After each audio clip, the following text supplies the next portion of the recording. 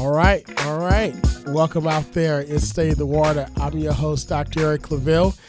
It's Thanksgiving season, and it's time to be thankful. And part of our Thanksgiving season, we have our Good News series. Today, I have with us in studio my good friend, filmmaker, author, and director, NSU alum, Booker T. Mattison. We're going to talk about his new movie on BET+, The Sound of Christmas. It's Stay the Water. I'm your host, Dr. Eric Claville. Stay with us. We'll be back in just a moment.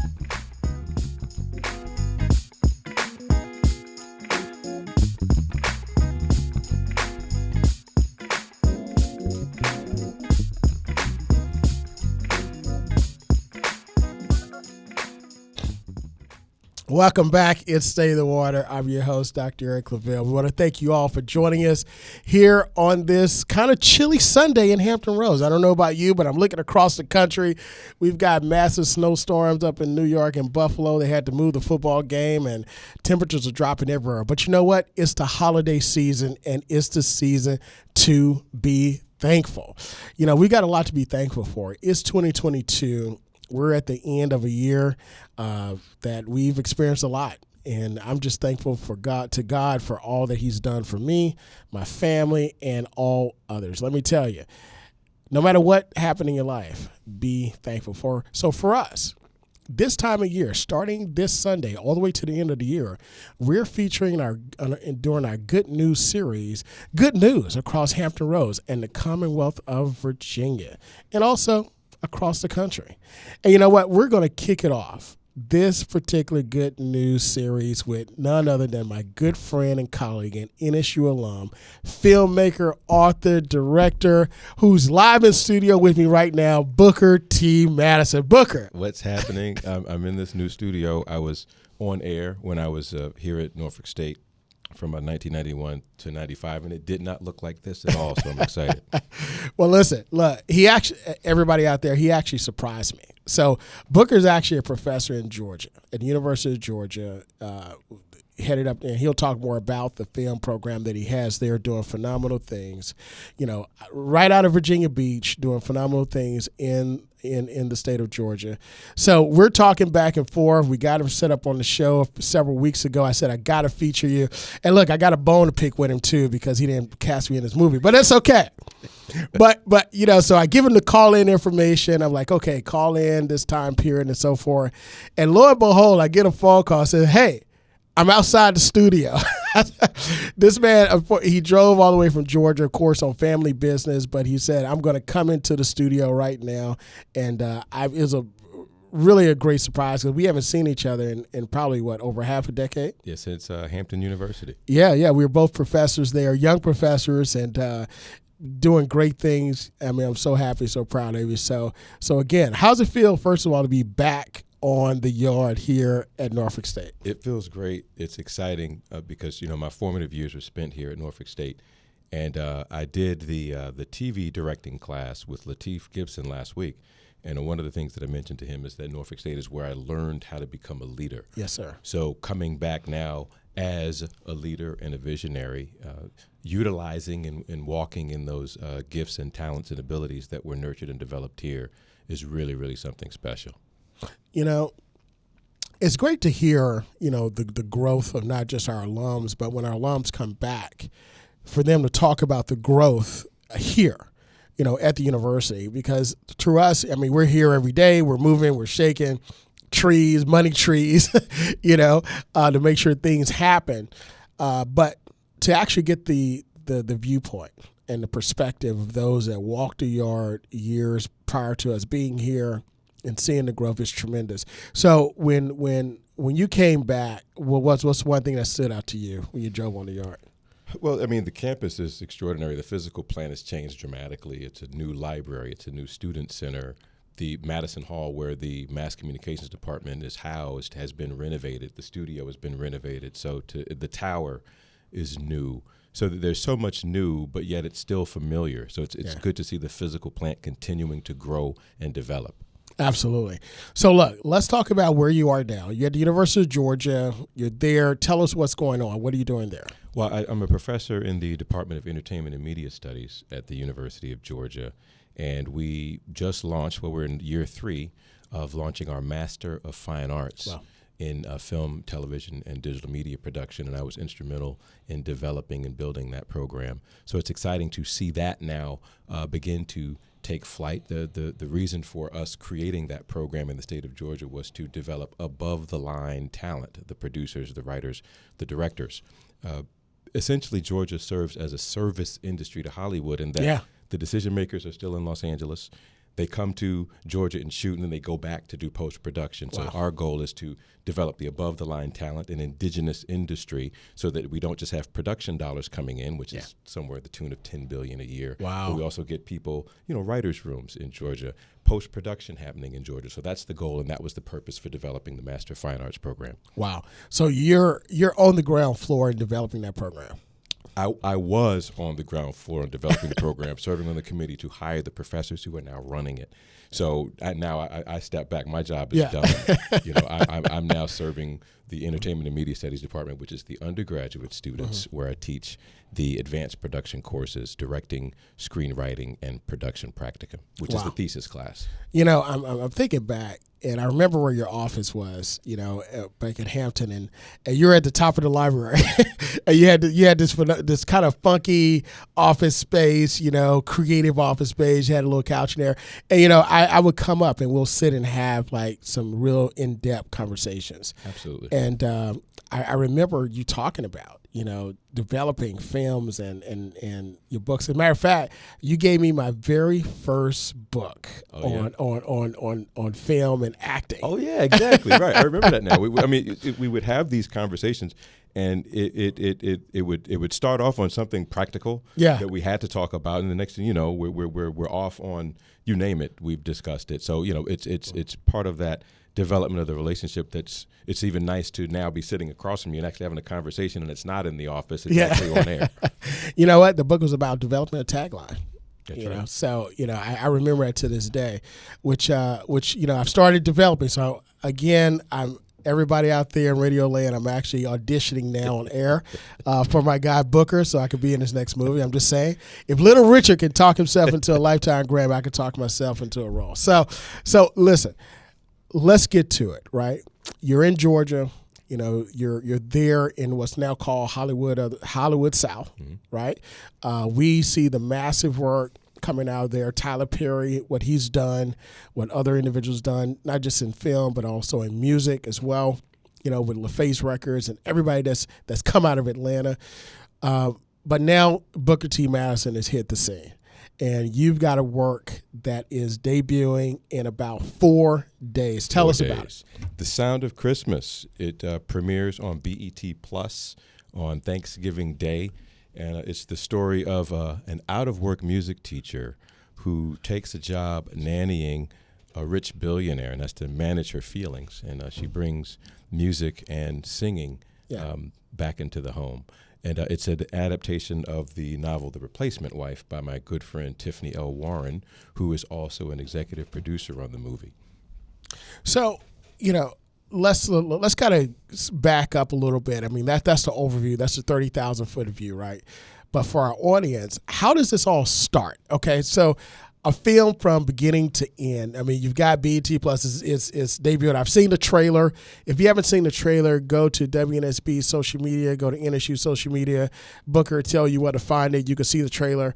It's phenomenal, absolutely phenomenal, and I'm like anxious to watch it. But how did this start? You say it's an adaptation. Did someone call you about this movie, or you say, hey, I want to do this? How did it start? That's a great question. So, one of the things that I tell my students is that relationship capital is more valuable than any currency.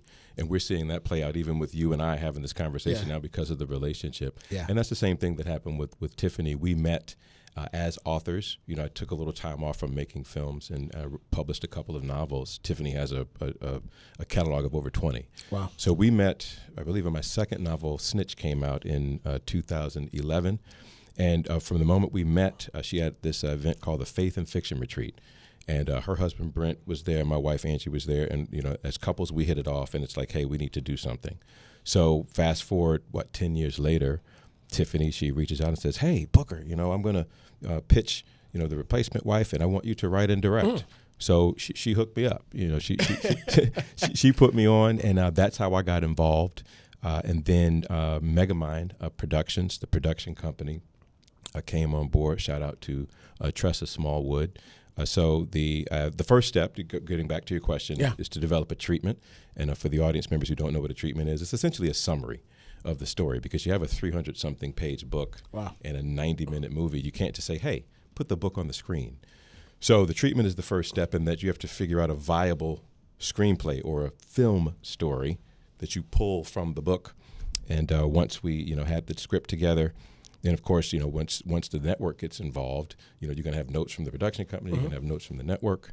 And I was literally doing rewrites up until about a week before we shot, which is normal. Okay. So the writing, it starts, but once it starts, it almost never stops until it's time for you to say action.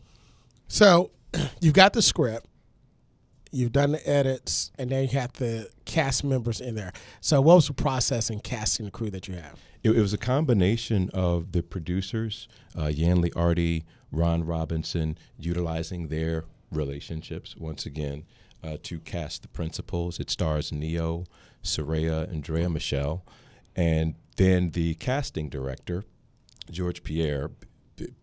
Almost every black film and television show that's shot in Atlanta, George Pierre is the casting director for that. Okay. And in that instance, George, he sends me, self-tapes of actors, and then I pick.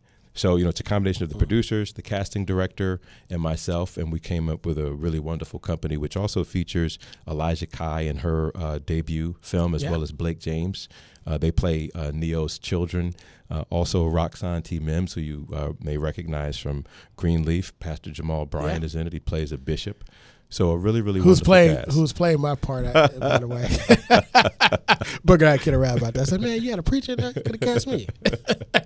and the book, by the way, was Save the Cat that I recommended to. I call him Claville, but Dr. Claville, we'll be formal with it. No, you're good. By Blake Snyder. So for those aspiring screenwriters, pick up Save the Cat by Blake Snyder, which is actually a textbook that I use in my screenwriting class. Wow. So, all right. I saw some of the cast members. Of course, we all know Neo, of course, R&B singer, award-winning. We all know Jamal Bryant, phenomenal, dynamic preacher and teacher, and several others. But one I saw, on of course, Facebook fame, Country Wayne. I saw Mike, on there as well. But on the set, who were some of the favorite actors that you enjoyed working with? Well, Country Wayne is actually not in the film. He's in another film that Megamind did. Tressa, she has 16,000 projects going on at once, and Country Wayne was in one of those productions. But to answer your question, it was exciting to work with Neo. He's an international pop star, a Grammy winner, yet he wanted to go deep. Because this movie, you're going to laugh, but you're also going to cry, and you're going to be inspired. It's funny, but it's also very weighty. And cancer is a theme in the film. So actors, they have to be ready and prepared to go there. And there was no I'm a star vibes with him at all. He wanted to be pushed. He wanted to go where he needed to go emotionally. And the proof is in the pudding. He did a great job. Also, Soraya, remarkably talented. She can act, she can sing, she can dance, and as talented as she is, just a really pleasant person. Drea Michelle, she's a force to be reckoned with at the red carpet and premiere, which happened last Tuesday in Atlanta. She played the role so well. Neo said at the end in the Q&A, it's like, when the antagonist, when you hate the antagonist, that means they really did their job. So she really nailed that role as the antagonist. So I'm just so excited for you all to see what we put together. In Stay in the Water, I'm your host, Dr. Eric Claville, and part of our Thanksgiving series, we're featuring our good news across Hampton Roads, the Commonwealth, and across the country. Live in studio with me, I have my good friend, colleague, and homeboy, Booker T. Mattison, filmmaker, author, and director. We're talking about his new film that will debut this Thursday, Thanksgiving, on BET Plus, The Sound of Christmas. Booker, tell us about how did BET get hooked into this movie? Mm-hmm. Well, with BET, they came on board after the train was already on the tracks. So it's what's called an acquisition.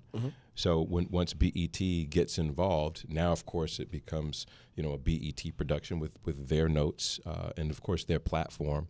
So for me it's exciting to have it coming out on BET Plus. And the other thing too about it being a BET Plus original movie, that's a streaming service. So that means that you can actually watch the movie without commercials. It will be on the BET channel December 9th. But I want you all to stream it on Thanksgiving Day, right. not just because that's the first day that it comes out, but also so you get the full film-going experience without those commercial interruptions. Yeah.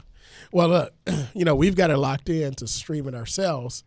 I know we got a, annual Thanksgiving movie thing that we do, but that's definitely one of them. So tell us this. Now, so BET's locked in. They're streaming it. You say December 9th. It'll be there on BET itself. So is there now a relationship with BET moving forward with Booker T. Mattison, the filmmaker?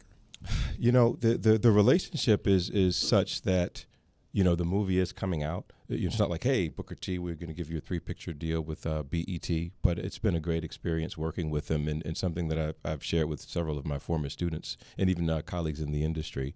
It's almost as if when you work with a network, it's like the network, it's like you have the artist, right. the auteur, and then the network.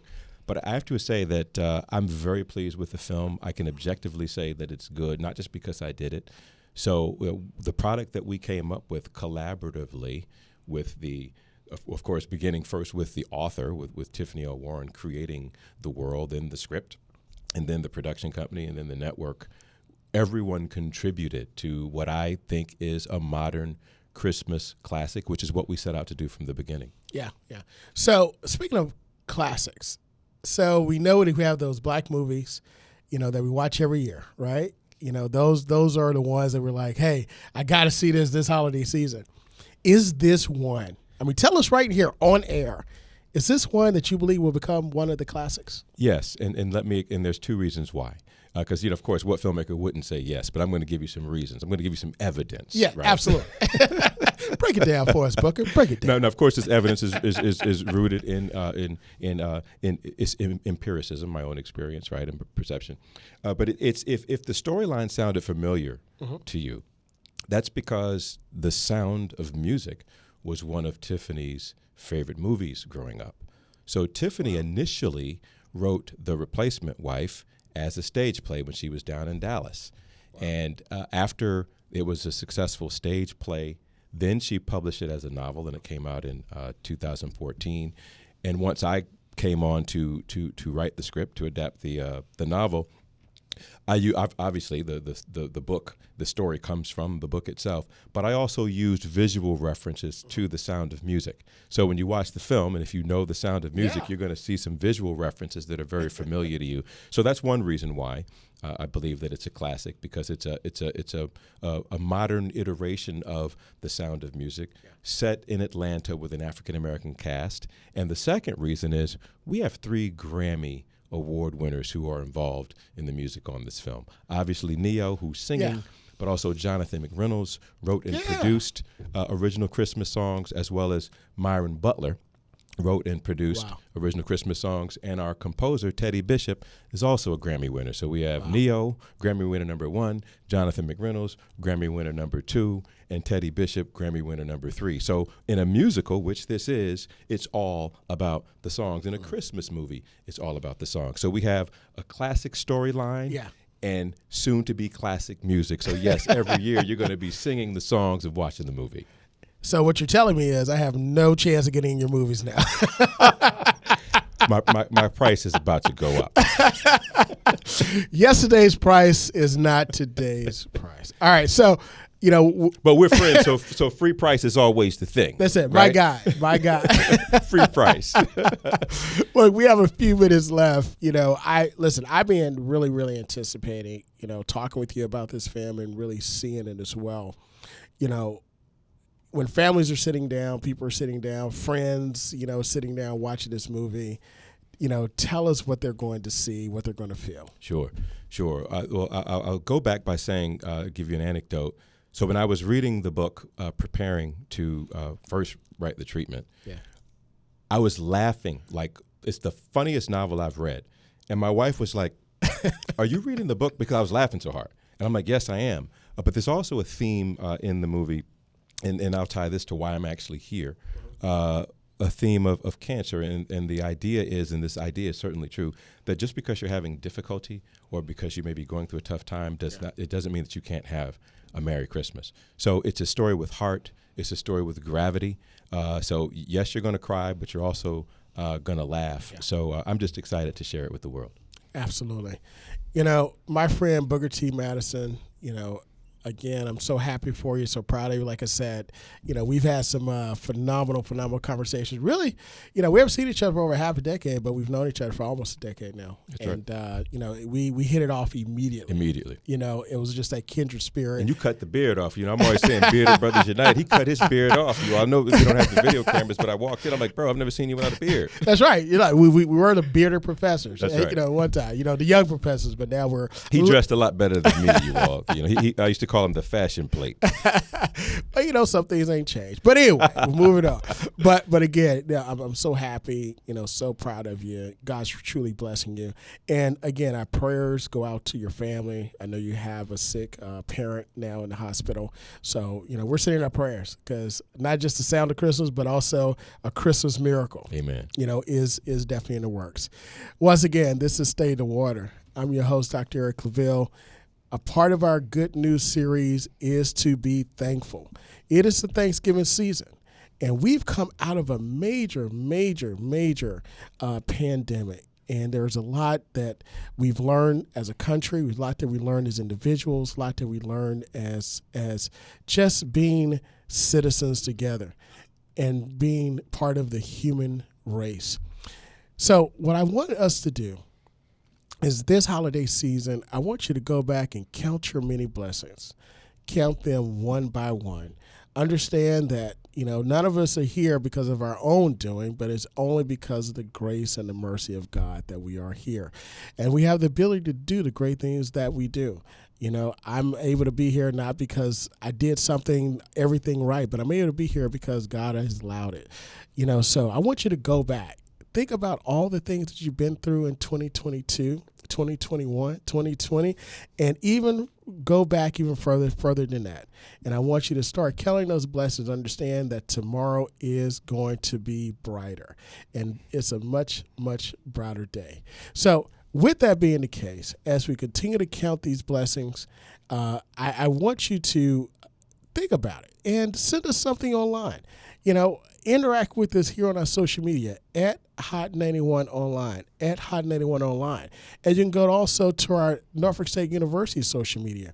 If you're an alum, if you're a student, faculty, administration, you're a stakeholder, send us some things. Say, hey, I'm thankful for this, I'm thankful for that, whatever the case may be. If you're thankful for your Norfolk State University experience. Behold. The green and go. Go ahead and send it to us, because, again, it is our Thanksgiving season. So continue to tune in every Sunday at 10 o'clock. Booker, my guy, thank you so much for coming in. And thank you out there for allowing me to share just a few moments of my heart with you and of how thankful I am. And until next time, as always, go out, be great. God bless. We'll see you next week.